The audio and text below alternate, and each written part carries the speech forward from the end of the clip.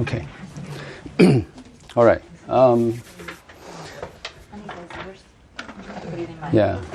So last week we went over this, right? And I'm just going to go over this real quick, okay?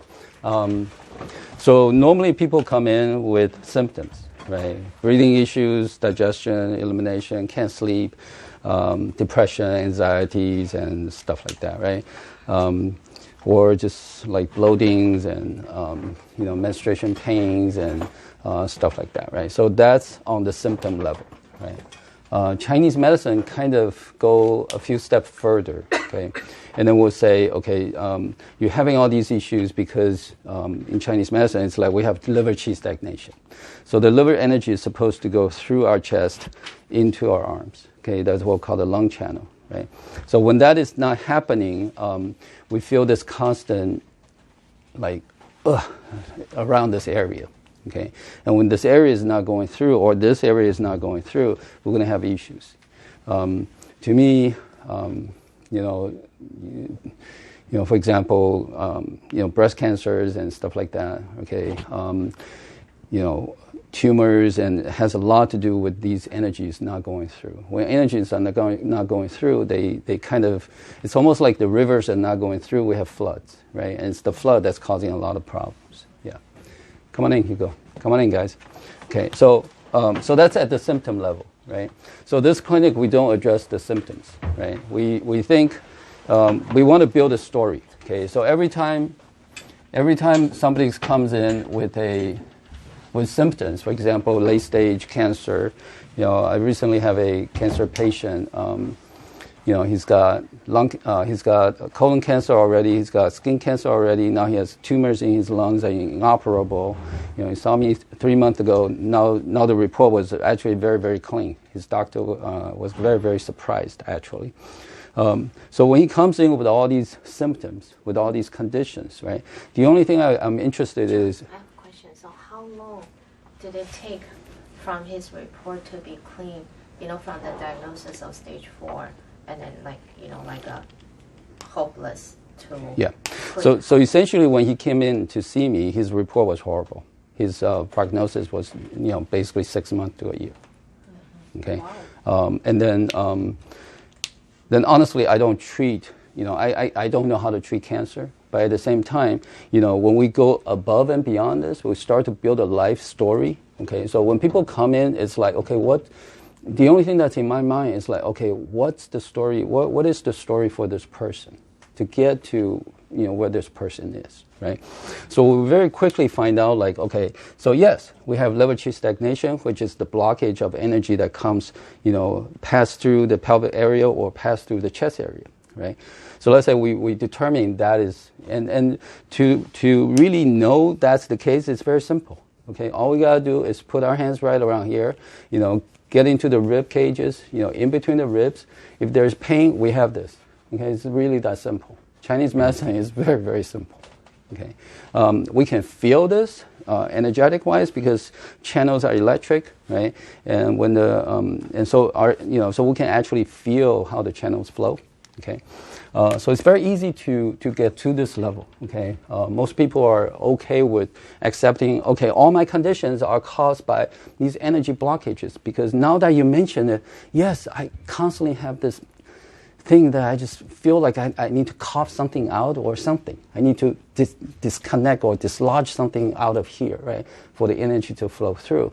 And I do have that experience when everything opens up. I feel very alive, but then I feel very, very, depressed or dead, right? Why? Because of liver qi stagnation, right? Yeah, come on in. So these are very simple for us to, for most people to accept that, okay? Then if we go one step further, it's like what is causing, these energy not passing through? Then we very quickly find out, okay, we have a pericardium channel that basically goes from, these 2 points to basically the middle finger, okay, between the 3rd and 4th web, okay? So again, if we kind of lightly, kind of pinch, yeah, come on in.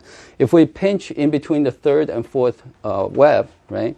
And if it's painful, boom, this is locked up, okay? So we call it pericardium lockup, okay? And the reason for the pericardium issue the reason for the pericardial issue is really how we feel inside, right? If we constantly have a sense of injustice or being suppressed, if we feel righteous all the time and, I care so much but nobody else does and stuff like that, right? We're constantly in this hypervigilant comparison and mode, okay? So to me, that is really, so we get to this level. We get to our perspective, our sort of like worldview, right? And how we operate within this environment, right? We get to this level, which is really cool, right? And then the issue is, what do we do with these, right? Most people will start to, hey, come on in. So most of the ways to do this is actually to further suppress. We manage our emotions, we gain, further, emotional intelligence, right? We try to escape, we try to manage, we try to control, right? We try to build an environment where we don't get triggered, right? But to me, that is not true healing, right? So then we get into another model, which within our brain, essentially we have these are actually in the brain, right? We have thalamus, we have amygdala. So we have stimulus coming in, right? We have the five senses and the thoughts, and so when somebody look at us wrong, or I perceive my mom, all of a sudden I'm very critical of myself, for example, right?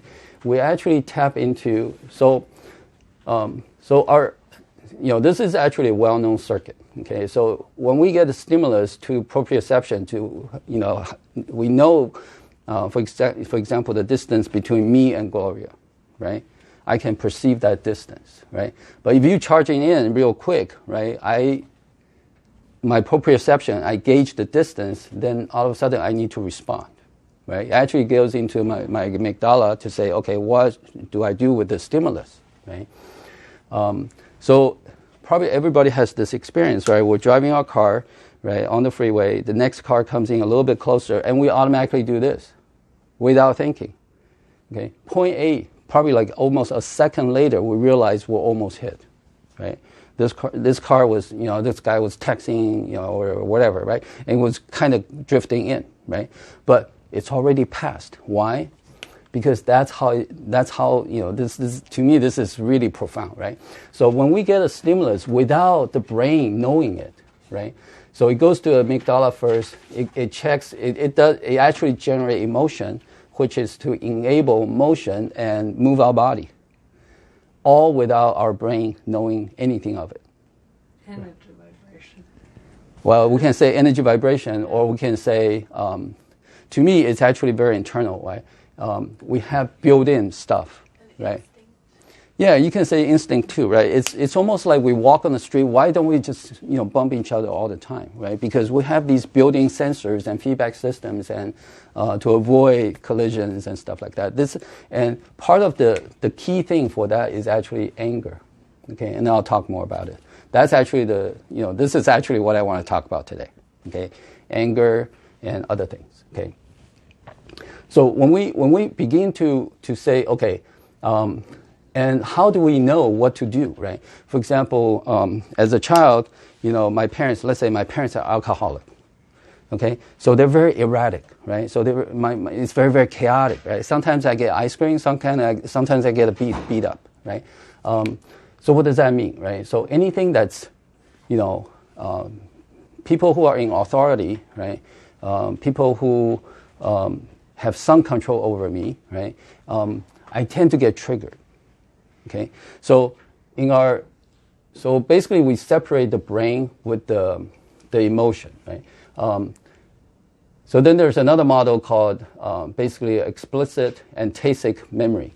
So this is about 5% of our brain power, right? And this 95% is essentially in the subconscious, right? Which we have no access to. It doesn't mean it doesn't exist, doesn't mean it's not working. It means it's working all the time, but we don't know it.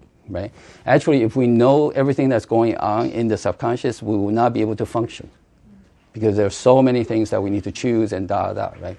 For example, somebody was talking behind me, right? If I have to process that and just to figure out exactly what it is, whether it's a threat or not, right? I will not be able to talk, right? So that's essentially what the state of, for example, autism, right? Because there's no filter. They need to process everything that's kind of in this domain, right?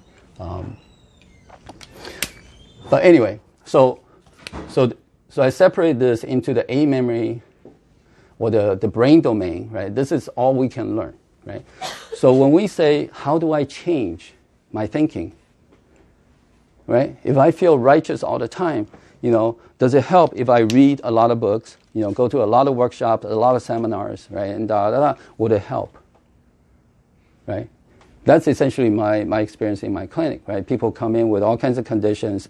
Many people have gone through, 5, 6, if not 10 therapy sessions or workshops and stuff like that over 10, 20 years, or maybe even longer, right? To me, the reason is we're working on this domain, which will never work, okay? Because we have absolutely no control of this, right? So when this goes through, if the car comes in, there's no way we don't respond. And if we don't, we have to, severely suppress ourselves. Okay. So the goal is actually to have access to this. And how do we do that, right? So that's essentially the setup of this clinic, right? Is we use we do these 3 things basically, okay, to have access to that and really cherish our emotions. Right? Rather than say, I have to manage my emotion. I don't like to get angry. I don't like to be sad. I hate I hate being jealous all the time and right? So how can we resolve that completely, right? And that is really through love, okay? And love heals because love reveals, okay? Let me work this backwards, okay? So there are 2 ways to go through our journey, right? This healing journey, right? One is to have this concept that I am broken. I have parents like that. I have, illness like that. I have disease like that. My childhood was this. I was bullied, and I was bullying people, or I hurt people, and that I am broken. Okay, so that's one model. Okay, if we believe, and this is a very easy model to accept, right? Because that's based on judgment, right and wrong, right? We think if we experience something that's bad, that means something bad has happened to us, and because of that, we are somewhat broken. We experience trauma, right? But over and over again, honestly, a lot of people here are acupuncturists or in the medical field, right, healing field. Truthfully, people with trauma, cancer, various conditions, when they realize they have a heart of gold, okay, they truly heal. That's when they truly empowered. Okay, not like I'm constantly have to fix myself using controls and being critical of ourselves. Because when we continue to have this sense of right and wrong, it's like I should never have experienced that, or I should never have done that. Right? We're living in the past. We're still attached to something that's in the past. We're continuously being vigilant, continuously being fearful, which will get us into those states and cause the pericardial channel to lock up and cause all these conditions. Okay, so the people who kind of embark on this path after 10, 20, 30 years, they're very different. Okay, they're very strict, very kind of stoic. Right? They know the rules. Right? They tend to go by the labels, right? It's like, okay, I am the dad or I'm the mom. This is the right way to do it, right? They know the right way to do it, but are they doing it, in an empowering way? What they're doing, is it empowering? Is it really empowering the situation or the people that we truly care about, right? So these 2 models, right? When we are So I really like hindsight, okay? So hindsight means I don't have access to my B memory because this is hidden from me. This is my subconscious, so I cannot have full access to this. But I can sort of know this from my emotions. I can sort of know this from how I feel body-wise, right? So to me, this is the hindsight, okay? To say, okay, I feel this emotion, instead of trying to suppress it and say, okay, I don't want this, can I write it down? Can I journal through it, right? Can I ask questions that are not laced with right and wrong, right, judgment, right? Can I just sit with it and say, I'm feeling this. That was interesting. And today's date was such and such, right? I hear absolutely no birds singing today, right? It's sunny, right? But inside I feel dark, or something like that, right? So it's more like we are become an observer, right? So this is very similar to what meditation is, right? But I don't meditate. I don't take time to meditate, but I take opportunities to reflect, right? To get into that meditative state where I'm observing and I'm going through life. That's what I like. Okay, I don't like to, I did that before, and honestly, I don't find that very, very enjoying. I like to go through chaos, and within chaos, it's like, oh, we're still, reasonably like a lighthouse, right?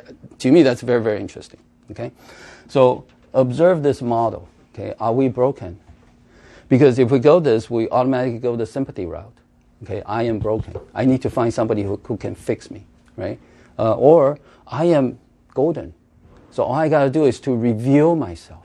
And how do I do that, right? And that's exactly what this clinic is set up to do. Okay, so one of the key thing is no help. Okay, so in this clinic, people are like, okay, can you help me? I say, no, I can't, right? The question I ask is not how can I help you? It's what can we do together? Yeah, what can we do together, right? And anything that to me, because we connect differently, right? So in this clinic, what we do is we don't connect to another person directly. We connect to loving kindness, and through loving kindness, we connect to another person. Okay, so we connect to our own source, right? And if the other person choose, again, this is not my choice, right?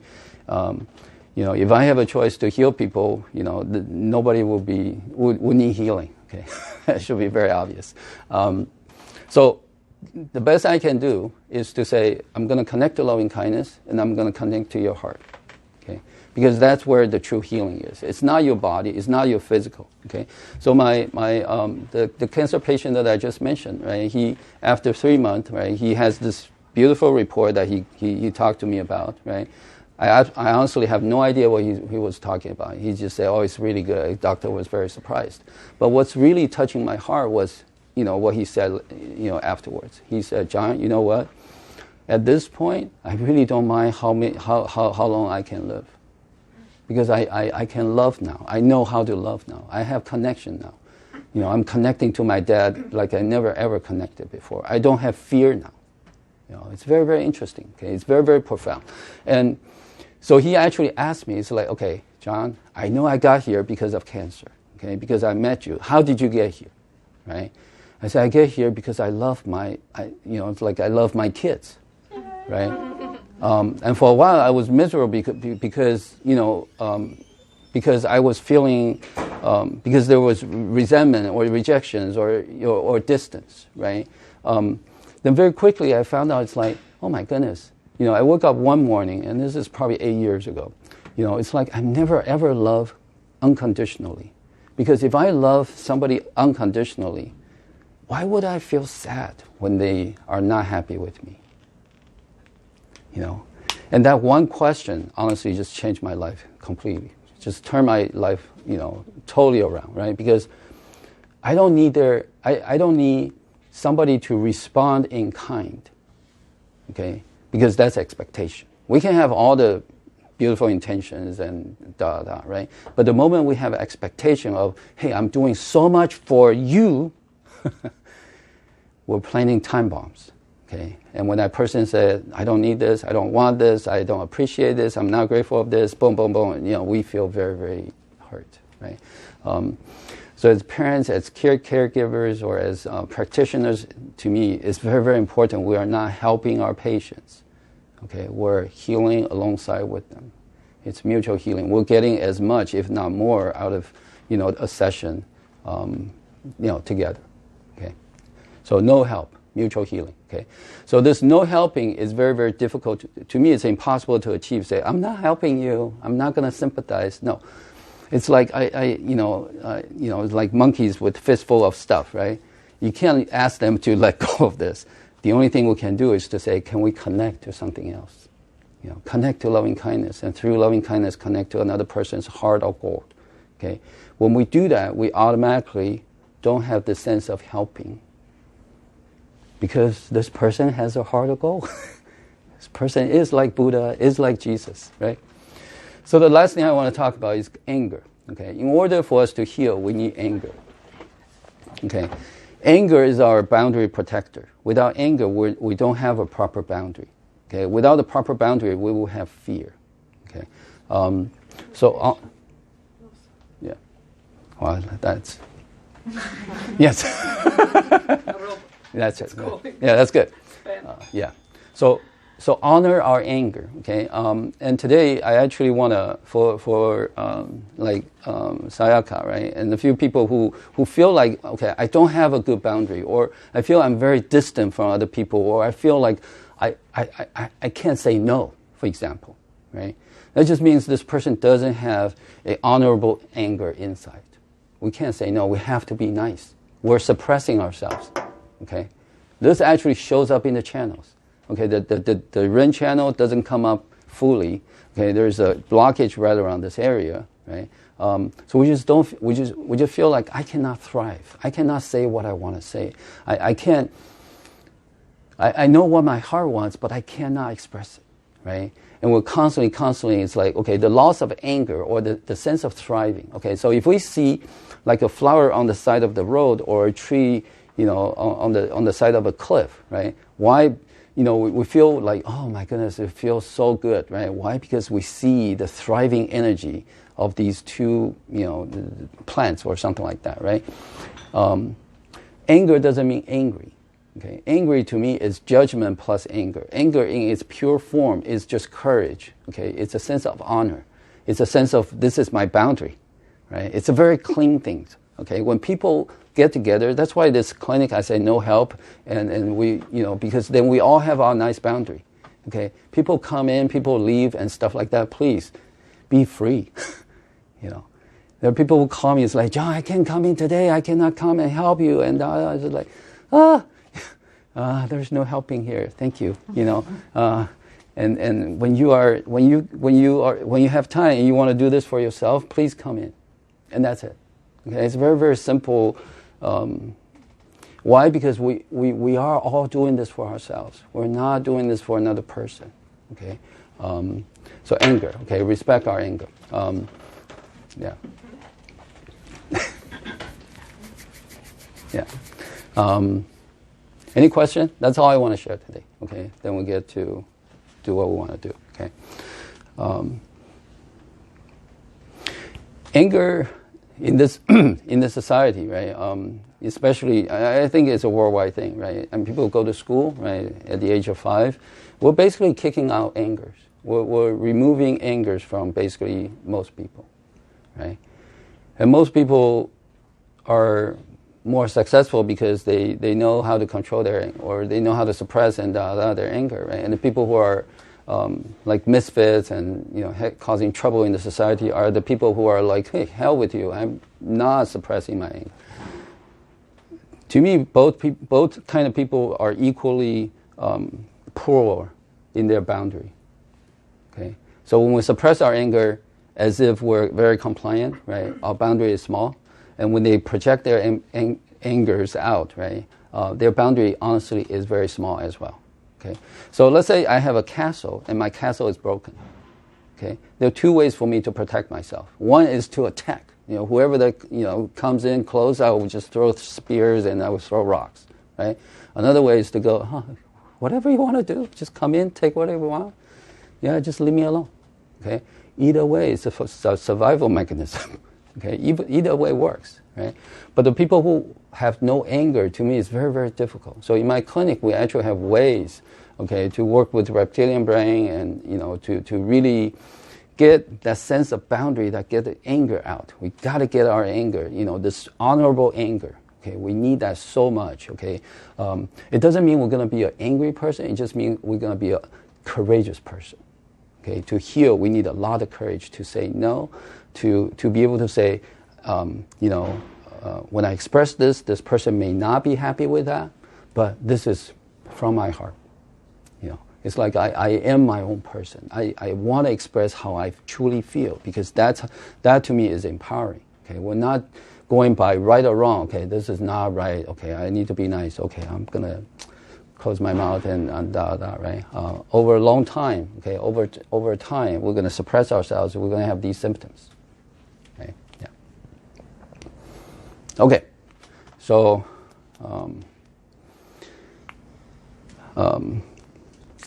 okay, so if we kind of sort of follow this, okay, how do we get this back to the table, right? Is we're going to feel a person, okay? You can grab anyone, right? The first thing, can I use you as an example? Okay, so the first thing I would do is I would just hold somebody's hand, okay? So all you do is you allow yourself to be held, right? You're not. Okay, you're not. Give it a shot. You have to. Yes. Relax. Yes. So in this clinic, okay, so when we say, can I have your hand, right, that means, let's say if you're holding me, okay, and you feel the weight of my hand, right, my shoulder is loose and everything else, right? So with this very simple thing, right, me just holding your hand and say, okay, how relaxed can you be, okay, we can actually have a whole lot of information because her shoulder has not given up one bit at all, right? Thank you, okay? So this is how we get to, as a practitioner, right? Hold a patient's hand, right? And see if, and just hold it for a few, 10 seconds or something like that, right? Maybe elongate it a little bit, right? Traction a little bit, right? So it feels there's a sense of expansion a little bit, right? For example, if I have your hand again, right? So what I'll do is I'll do this, right? I'll probably rotate ever so slightly. Every step of the way she's predicting, okay? And it's very interesting because people coming here, they want to get treatment, right? They will say, hey, do whatever you want, okay? I'll let you do, right? But the body goes, hell with it. I don't know this person, So there's a physical, so this is where, to me it's very obvious. There's a amygdala domain and there's a brain domain, right? Everybody comes in and say, John, do your magic, right? And the body goes, I don't trust this person at all. But that's the boundary, right? Boundary and also the anger too, right? That's right. So there's a lot of these things going on at the same time, right? Interesting, right? So that's essentially what we're doing, okay? So in this clinic, we're going to do a lot of these holding, okay? Oh, I see, man. So we're going to do a... Yeah. So, yeah. She's coming here for so many years. That's right. Yeah. She knows the tree. Yeah. So it's very interesting because her body knows me as well. Okay. So it's very, very interesting. Okay. So, yeah. Cool. And I have to admit, okay, I work on my mom for over 30 years. Okay. She is never relaxed. Ever. Okay. And why? Because of this. Okay. She went through the Japanese occupation of China. She ran from, actually lived in the mountains for like 2 years, hurt her back, and was like, one of the 12 kids. And so there's a lot of these vigilance. Okay. So there's a sense of vigilance. When people are vigilant, you can't, after 30 years, okay, or at least in the past 3 years, every day, I would touch her, work on her, for at least 2 hours every day. No relaxation. Okay, absolute rigid. Okay, and there's a reason for that. Can I get to it? I don't know. Right. Again, it's even it's my mom and 90, and it's her choice how she want to connect. Right. She's connecting to a world that she was familiar with. Right. That was not safe and right? If we don't trust one person, we don't trust anybody, because we cannot say, okay, I only trust you, but nobody else, right? That's highly conditional, and it's caused a lot of problems down the road, okay? So if we truly want to heal, let's really heal. Let's really get to it, okay? We don't need to, it doesn't mean we're okay with everything else. It just means we believe everyone has a heart of gold, right? And we keep our boundary clean, right? We trust our anger, right? Yeah, because the anger will actually do the honorable thing. The anger always does the right thing, okay? Anger and fear, actually, these are two emotions that we cannot turn off. These are two of the triggers that we cannot ever turn off. Yeah. Okay. Good? Okay. All right. Oh, I didn't expect that, okay? Thank you. Thanks very much. Thank you. Does that mean it's, okay, that's the end? Yeah, that's one way to say, get off the stage. No. Yeah, okay. Thank you. Impressed. Yeah, thank you very much. Thank you. Yeah, thanks. Yeah. Yes. Yes. All righty. Okay, we're gonna team up. Okay. So let's say, yeah, just go find somewhere. This is a very chaotic place, but we all find our space, right? And we'll learn what we can learn. Okay. Yeah. Yep.